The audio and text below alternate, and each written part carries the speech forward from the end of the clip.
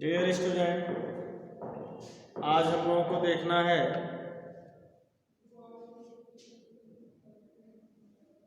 Financial statement of non profit organisation.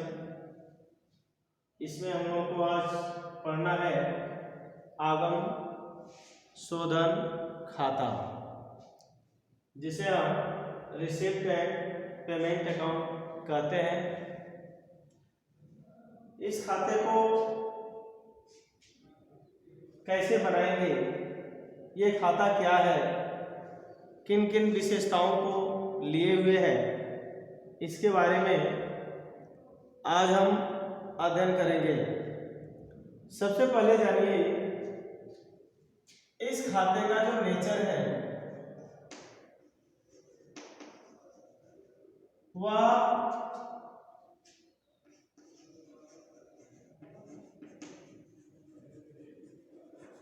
Real account का है और वास्तविक खाता। और वास्तविक खाता का नियम है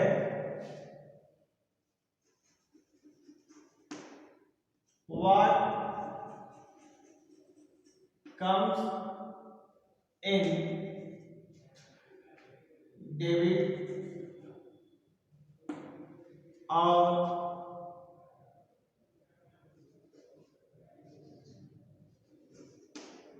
what goes out क्रेडिट। यानी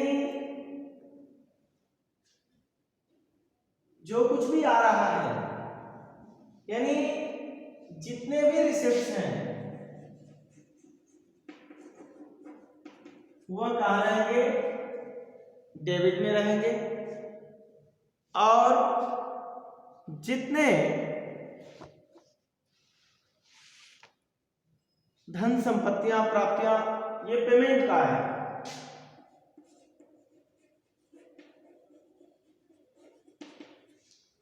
जितने भी भुगतान होंगे, जो कुछ भी जा रहे हैं यहां से, वो सब क्रेडिट में होंगे। यानी आपने देखा इसका नेचर रियल अकाउंट का है, तो रियल अकाउंट के रूल भी यहां पर लागू हो रहे हैं। यही रूल है ना, जो कुछ भी व्यापार में आता है डेबिट और जो कुछ भी व्यापार से जाता है क्रेडिट, तो सबसे पहले इसे हमें याद रखना है। दूसरी बात, यहां पर केवल नगद व्यवहारों का ही लेखा होता है। यहां पर केवल नगद व्यवहारों का ही लेखा होता है। जो भी हम कैश में करते हैं, 2000 की मशीनरी खरीदी, 1000 रुपए भुगतान किए,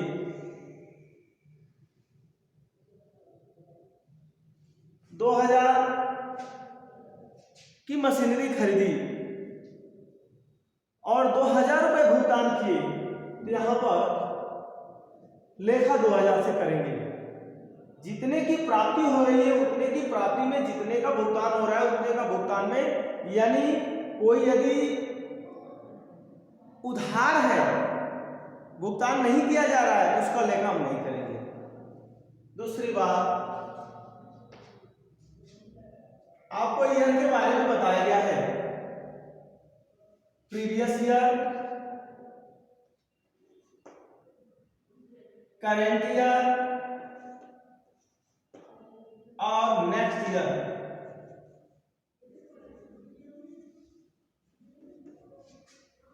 पूरा देख लीजिए।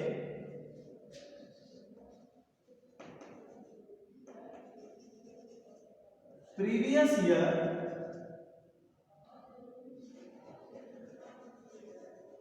करेंट ईयर और नेक्स्ट ईयर।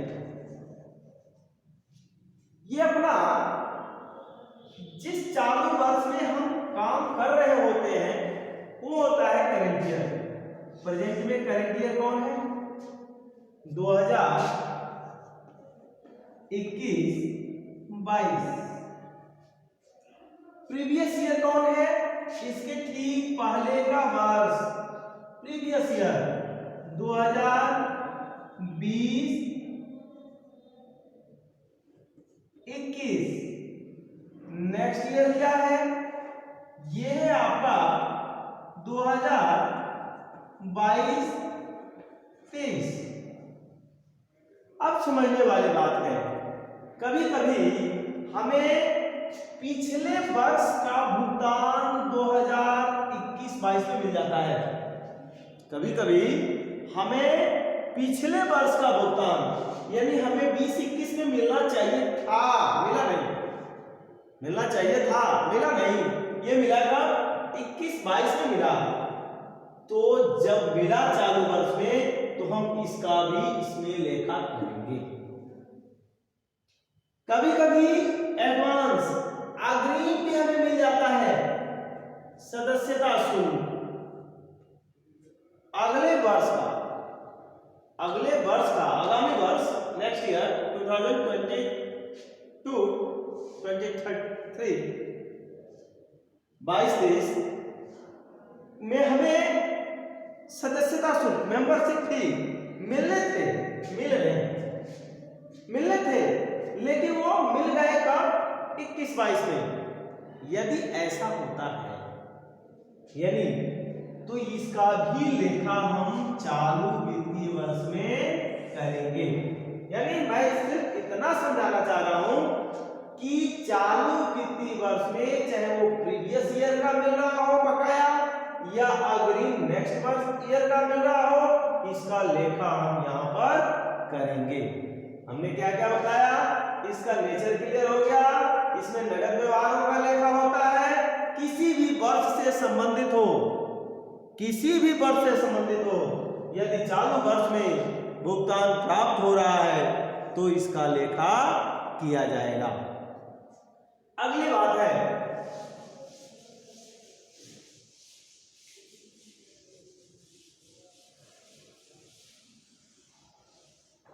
व्यवहार दो प्रकार के हैं, एक होता है पूंजीगत और दूसरा होता है आयकर।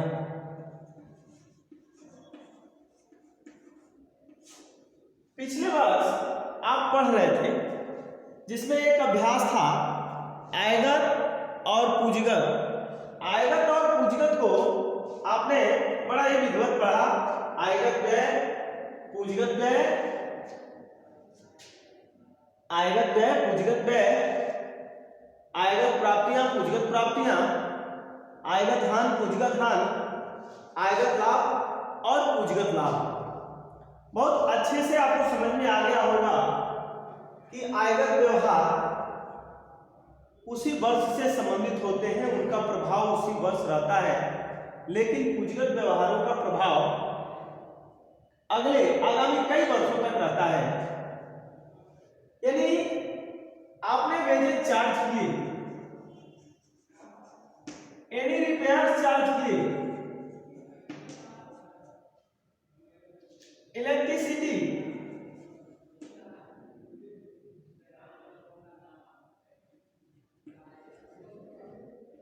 बिल दिया आपने, रेंट दिया आपने, ये उसी वर्ष से संबंधित है, उसी वर्ष में के उत्पादन से, सेवाओं से या जो भी कार्य किए जा रहे हैं उनसे आय से वो आय पर इनका प्रभाव पड़ता है। जबकि पूंजीगत परचेज ऑफ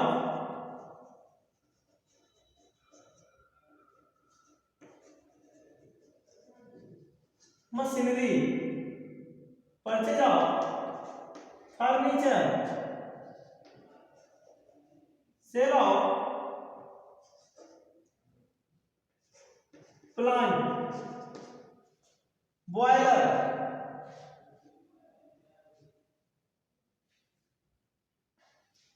मशीनों के खरीदना, मशीनों का बेचना, प्लांट का खरीदना, प्लांट का बेचना, उनमें कोई मॉडिफिकेशन करना, ये व्यवहार हमारे पूंजीगत है। इन व्यवहारों को आप पिछले कक्षाओं में बहुत विधिवत पढ़े हैं। समझना यहाँ ये है कि इस खाते का नेचर है रियल अकाउंट का, और यहाँ पर पूंजीगत और आयगत व्यवहार का लेखा करना है। यहाँ पर चाहे व्यवहार आयगत हो या पूंजीगत हो, दोनों प्रकार के प्राप्तियों यानी दोनों प्रकार के प्राप्तियों को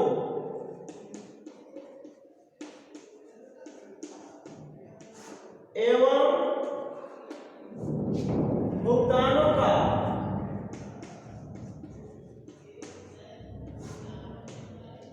लेखा किया जाता है। दोनों ही प्रकार के भुगतानों का लेखा किया जाता है। ये पॉइंट आपको अच्छे से समझ में आ गया होगा। आइए अगला देखते हैं। अगला पॉइंट ये बता रहा है यहां एडजस्टमेंट का लेखा नहीं होता।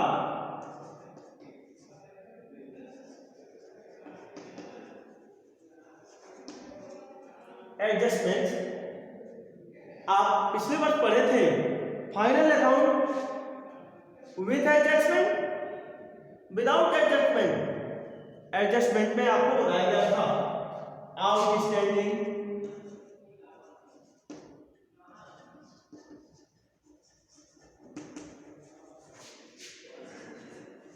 Expenses, outstanding expenses, prepaid expenses,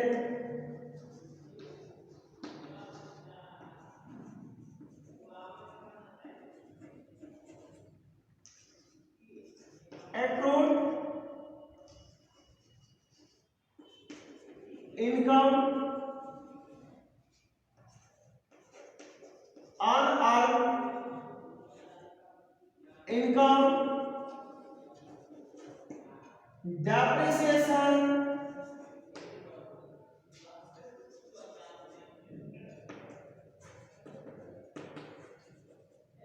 bad debts,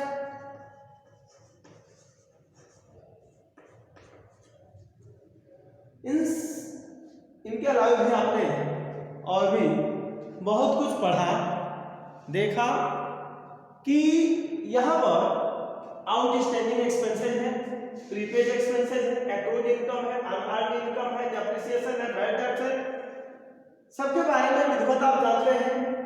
outstanding expenses काम सेवाएं ले ली गई हैं लेकिन भुगतान नहीं किया गया है।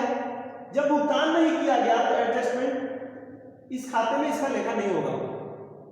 यदि इसका ये भी नहीं हुआ ना, सेवाएं ले ली गई लेकिन भुगतान नहीं किया गया, इसका लेखा हम इस खाता में नहीं करेंगे। यानी सीधे सीधे कह सकते हैं समायोजनाओं का लेखा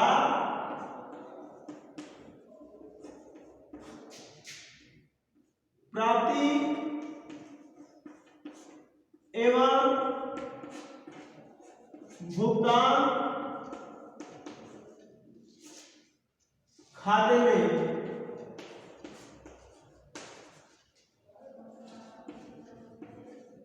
नहीं होता। इनका लेखा यहां पर नहीं किया जाता। जैसे कि हमने बताया यहां पर आउटस्टैंडिंग एक्सपेंसेस अदत्त व्यय जिनको कहते हैं, अदत्त व्यय होते हैं। चालू वर्ष में सेवाएं तो प्राप्त की गई हैं लेकिन भुगतान नहीं किया गया है, इसका लेखा हम यहाँ नहीं करेंगे, इसका कोई यहाँ पुष्टि नहीं करेंगे। प्रीपेड एक्सपेंसेस भुगतान तो कर दिए गए हैं, प्रीपेड नाम से ही है, पहले ही हमने पेड कर दिया लेकिन चालू वर्ष में सेवाएं प्राप्त नहीं हुई है, चालू वर्ष में सेवाएं प्राप्त नहीं हुई है। ऐसी स्थिति में भी हम इसका लेखा नहीं करते। एक्रूड इनकम आय अर्जित तो की गई है, कमाई गई है, प्राप्त नहीं हुई है। अनअर्न्ड प्राप्त कर ली गई है, कमाई नहीं गई है। कभी कभी हम एडवांस ले लेते हैं, कभी कभी हम काम कर लेते हैं, भुगतान प्राप्त नहीं हुआ है, ड्यू हो गया है, रिसीव नहीं किया गया है। डेप्रिसिएशन, बैड डेब्ट्स, इन सब के बारे में पिछले वर्ष आपने पढ़ा। बस हमें यहाँ इतना जानना है कि यहाँ पर एडजस्टमेंट का लेखा नहीं किया जाता। समायोजनाओं की इसमें कोई उल्लेख नहीं किया जाता। इसमें दूसरी बात समझते हैं इसका,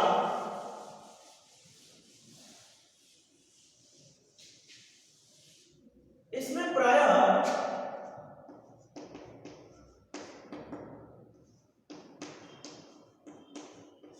दोनों पक्षों का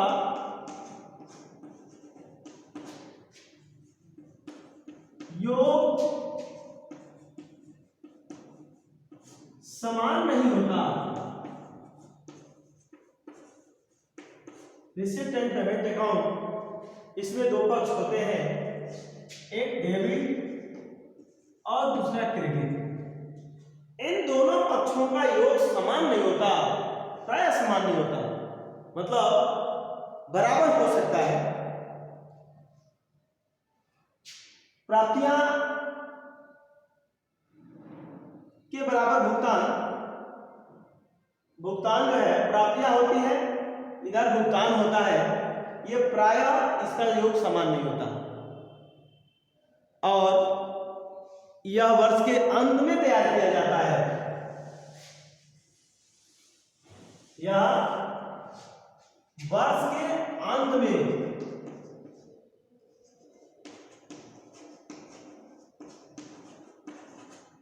तैयार किया जाता है। आपको बताया गया कि यह रोकड़ पुस्तक का सारांश है। रोकड़ पुस्तक का सारांश है। रोकड़ पुस्तक में वर्ष के अंत में तैयार किया जाता है, जिसमें ऊपर ही हम डेट लिख देते हैं। इसमें अलग से कोई डेट का, जर्नल फोलियो का कोई खाना नहीं होता। और अंतिम बात आपको बता दें कि इस खाते से तलपट या चिट्ठा नहीं बनाया जाता। आपने देखा मुख्य बातें प्राप्ति और भुगतान खाते की।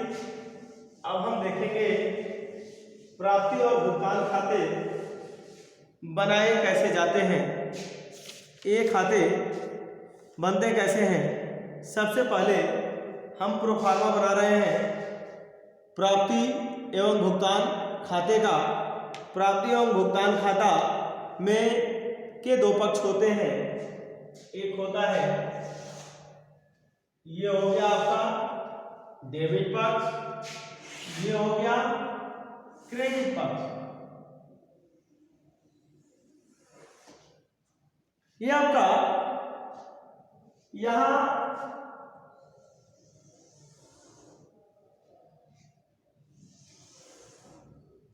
ये कारण हो गया आपका रिसिप्ट का,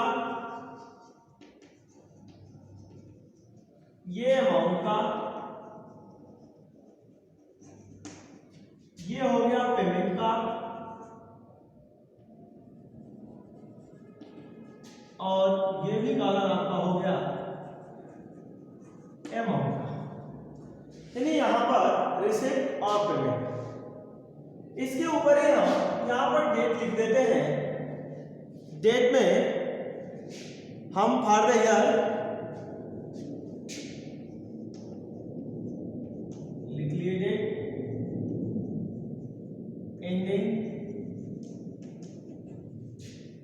मार्च 31, 2019 या 20 जो लिखना है लिख लिए, डेट लिख लिए। ऊपर हमने लिख लिया रिसिप्ट एंड पेमेंट अकाउंट, आगम शोधन खाता। ये आपका प्रो फार्मा है। यहां पर टू और बाई का प्रयोग करते हैं हम, टू और बाई का। अब जितने भी रिसिप्ट होते हैं, सबसे पहले जानिए इसमें हम बैलेंस, पिछले वर्ष का जो बैलेंस मुझे मिला है उसको लिखते हैं। पिछले वर्ष का बैलेंस वह कैसे घंटी हो सकता है?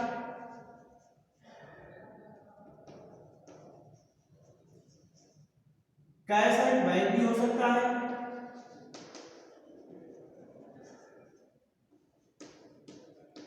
दोनों भी हो सकता है, दोनों जोड़कर लिख सकते हैं। दोनों भी हो तो दोनों एक साथ हो, यहाँ पर जोड़ लिख करके जोड़ करके इसका योग हम यहाँ ला सकते हैं। यानी सबसे पहले हमें क्या लिखना है, बैलेंस विधि। उसके बाद गैर व्यापारिक संस्थानों में जिस तरह के व्यवहार हो, मान लीजिए सब्सक्रिप्शन हो, चंदा प्राप्त हो गया, टू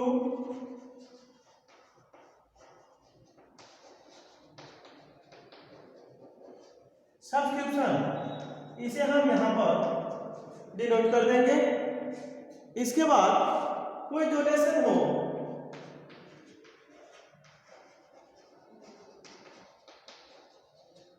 इसको भी हम यहां पर मेंशन कर लेंगे। इसके बाद कोई इंडेक्स दिया गया हो,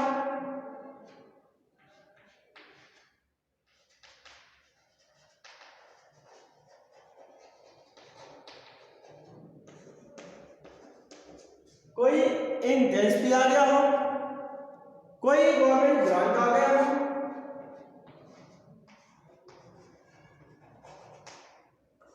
गैर व्यापारिक संस्थाओं को ये सब चीजें मिलती रहती हैं। सेल ऑफ फिक्स एसेट्स, कोई सेल ऑफ फर्नीचर, मशीन या फर्नीचर कुछ बेचे हो। अदर इनकम में भी इनकम फ्रॉम लेक्चर, कोई संस्थान है जहां पे लेक्चर पे भी इनकम हो रहे हो, इसका भी मेंशन हम यहां कर लेंगे। ऐसे अनेक मदे हैं, जितनी भी प्राप्तियां हैं, सुंडी रिसिप्ट, मिसलेनियस रिसिप्ट, ऐसे जो भी प्राप्तियां हैं इनको हम यहां पर लिख लेंगे। क्रेडिट साइड में क्या लिखते हैं, यहां पर भी प्राय पाई बैलेंस विधि आ जाता है कभी कभी, यदि बैंक ओवरड्राफ्ट हो, बीओडी बैंक ओवरड्राफ्ट हो तो यहां पर भी हम कर लेते हैं। फिर पेमेंट की बात करें तो यहां पर जो भी पेमेंट करेंगे, जैसे आपने वेतन भोगी संस्थान है, यहां पर वेतन दे दिए, कोई रिपेयर का पेमेंट हुआ है, रिपेयर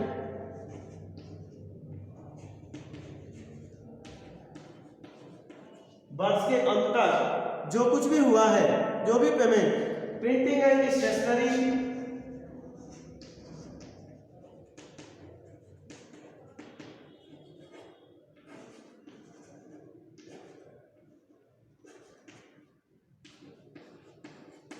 प्रिंटिंग एंड स्टेशनरी यदि हुआ हो तो यहां पर प्रिंटिंग एंड स्टेशनरी को भी मेंशन कर लेंगे। इसके अलावे कोई इक्विपमेंट,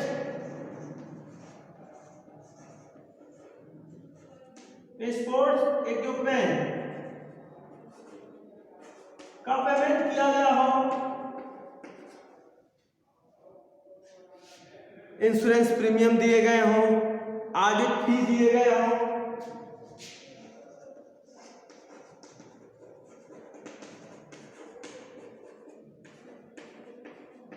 इसका हम मेंशन यहां पर कर लेंगे।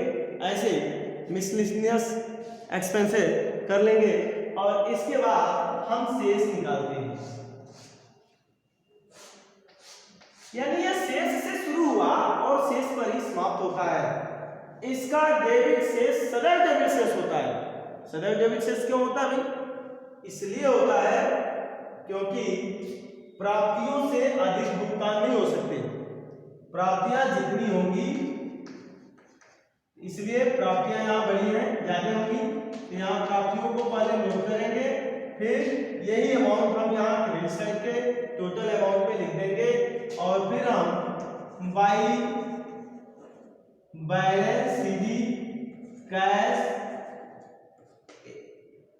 और बैंक का दोनों का बैलेंस निकालेंगे और निकालकर बैलेंस शीट मिल जाएगा। इस तरह से आपने देखा कि प्राप्ति एवं भुगतान खाता क्या है, इसे हम कैसे बनाते हैं और इसके क्या क्या, इसके कुछ, यह रोकड़ पुस्तक के पहले ही बताया गया पहले ही दिन क्लास में, यह रोकड़ पुस्तक से कुछ समानता रखता है, रोकड़ पुस्तक से कुछ असमानताएं भी इसकी हैं। प्राप्ति और भुगतान खाता और रोकड़ पुस्तक में असमानताएं क्या है? तो पहली असमानता यह है कि प्राप्ति और भुगतान खाता में समस्त व्यवहारों को तिथिवार नहीं लिखा जाता, यहाँ पर कोई डेट का कारण नहीं होता, और ये सैलरी दी गई है, पूरे वर्ष भर की सैलरी दी गई है, वो सब एक साथ लिख दिया गया, यानी ये सारांश है, ये कैश बुक का सारांश है। कैश बुक में क्या होता है? तिथिवार लेखे किए जाते हैं, लेकिन प्राप्ति और भुगतान खाते में तिथिवार लेखे नहीं किए जाते हैं। प्राप्ति और भुगतान खाता का जो आधार है ये रोकड़ पुस्तक होता है, यानी यह खाता रोकड़ पुस्तक के आधार पर तैयार किया जाता है, जबकि रोकड़ पुस्तक तिथिवार, क्रमानुसार, नगद व्यवहार के आधार पर ही तैयार किया जाता है।